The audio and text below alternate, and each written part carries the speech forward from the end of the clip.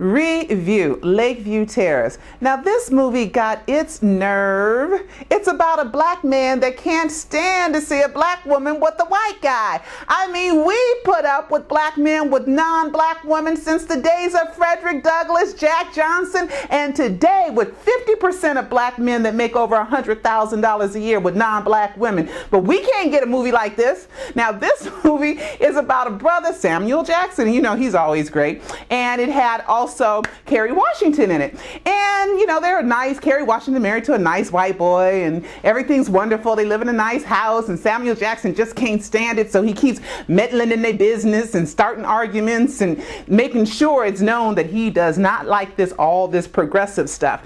Now, how come in movies it's okay for brothers to be with non-black women, which is kind of weird because black women are the least married, least likely to get married. They're more than often the single mama. Too many of us live in poverty. Too many of our kids don't have fathers. There's not enough black role models, but we supposed to stay single as black women and not have nobody, no men at all. So this movie was kind of like, to me, to scare white boys from liking black women. So that's kind of weird. You know, we need love too. And you guys ain't forgot my book, Black Women Need Love Too. And that's what it's all about. We need men in the black race family, men. So when this movie was made, I wondered what they were trying to do. What was the point?